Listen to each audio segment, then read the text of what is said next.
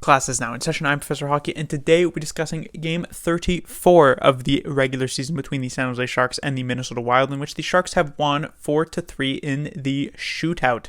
And this was a very fun game to watch, at least compared to the previous two games that the Sharks played against the Arizona Coyotes, which were kind of painful to watch, at least from a Sharks fan perspective. Here tonight, though, there was some good speed, some nice plays, and of course, in the end, what really makes it a fun game to watch is that the Sharks get the victory. They get the 2 points, even though they gave the Minnesota Wild 1 point.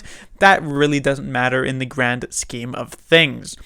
And this one started off kind of strangely, as in the first period, the Sharks were the significantly better team, putting shot after shot after shot on net against Cam Talbot, and yet they would only score 1 goal in that first period. And the Wild would actually get 2 of their own. This one would start off with a Johansson goal to make it 1-0. Shemek would tie it up, but late in the first period, Bonino would make it 2-1. So after a dominant 20 minutes, the Sharks would actually be behind 1 goal. However, in the second period, the Sharks would get the game-tying goal, and that would be the only goal in that second frame, which would be from Erik Karlsson to make it 2-2. Come into the third period, the Sharks would get their first lead of the game. Erik Karlsson would score his second, doubling his goal total of the season from 2 to 4. But unfortunately, the Wild would manage to tie up that game with a Kevin Fiala goal, and we'd head to the overtime. Now, in the overtime, something I do want to mention, the game doesn't actually end here in overtime, but the Sharks, they definitely struggle in the 3-on-3. There were about 6 or 7 faceoffs in this game. The Sharks won every single one of them.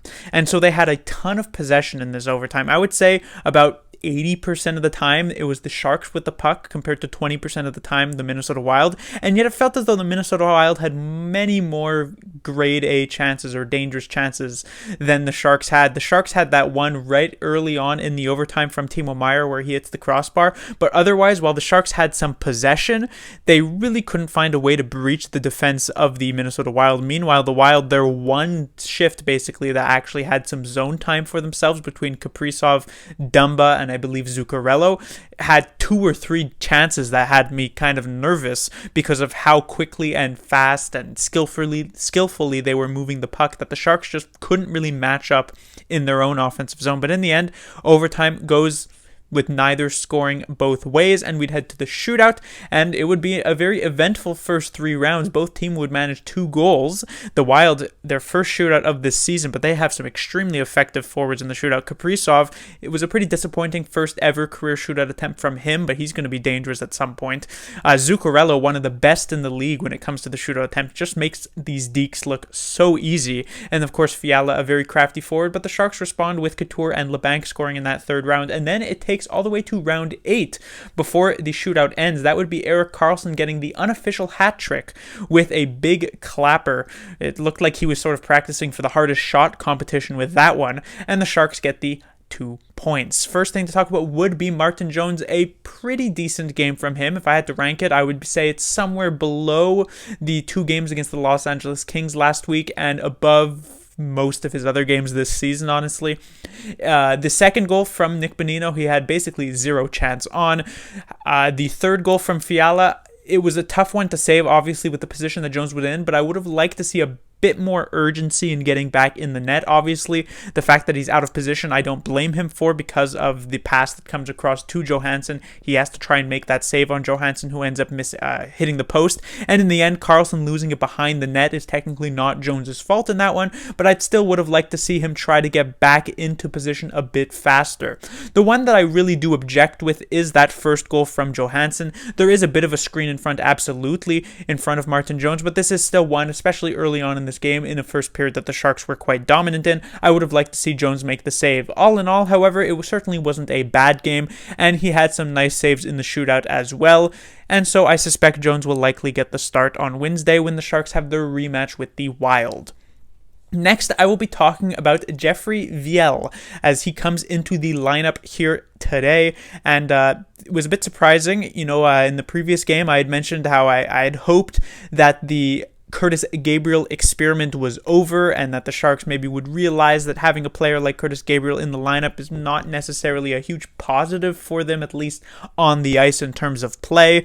And while Gabriel did not play this game, which is not much of a surprise after what he did in the previous one, they bring in Viel, who is essentially just Gabriel 2.0, maybe slightly more capable when it comes to actually playing hockey, but certainly not by a noticeable amount. And so it still kind of remains the same thing where I don't see why a player like Gabriel, I don't see why a player like Viel are continuously getting spots in the lineup above other players for the San Jose Sharks could be more interesting to see.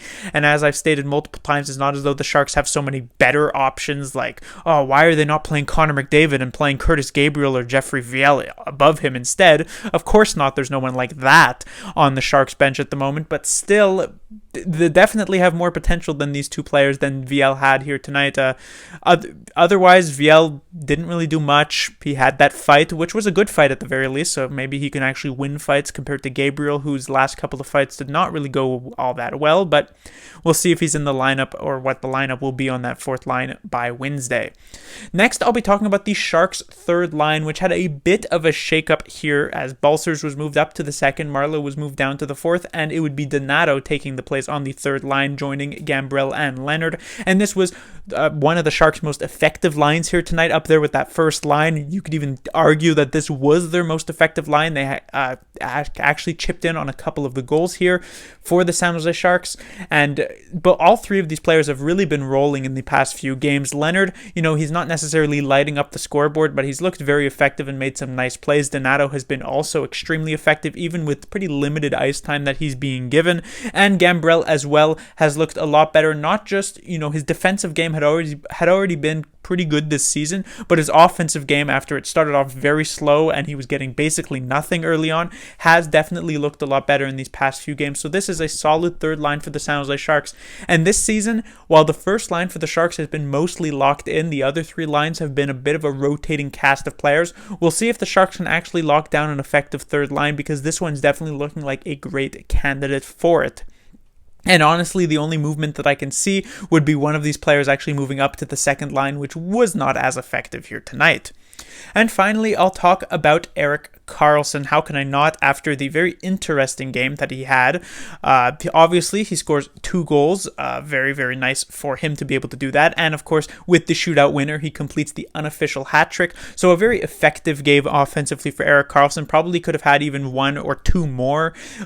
He had one very nice chance. I believe it was maybe in the first period, and a couple of good looks as well later on.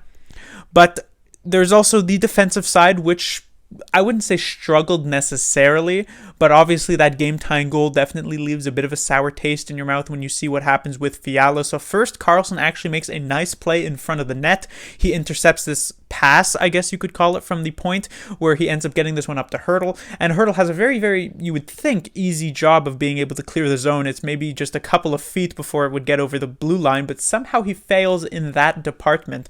The Wild will then work it back down low. Karlsson misses the pass as it gets to Marcus Johansson. He takes the shot, it hits off the post. Karlsson then gets the puck behind the net, but is double teamed by 2 Wild players, and instead of being able to get this puck away, he actually loses it, which allows the Wild to get it back very quickly and get it to Fiala to put the goal in. And you can see how disappointed Karlsson was with maybe just the entire play, but also probably mostly his own play behind the net there, as he slams his stick against the top of the post, the crossbar, and breaks his stick in half, sort of. So definitely some passion shown there from Erik Karlsson. And then just a few minutes later, we actually see him make a very, very nice defensive play where it seemed as though the Wild might have had an open net to shoot at, maybe take a 4-3 lead late in the third period, but Karlsson manages to prevent that, lifts the stick of that Wild player, and clears the puck out of the zone. And in the end, of course, what ends up happening is the Sharks go to that overtime, the Sharks go to that shootout, and Karlsson wins it for them. So, Karlsson giveth and Karlsson taketh away, and then he giveth and then he giveth again. So I guess in the end, it was a more so positive game, of course, for Erik Karlsson, but definitely a bit of a ride. But that will do it for this review. The Sharks will be back in action on Wednesday as they will take on the Minnesota Wild once again. Wild will be looking for revenge, and we'll see if they'll manage to take that or if the Sharks can sweep a season series against a top 3 West Division team for the first time this season. Class dismissed.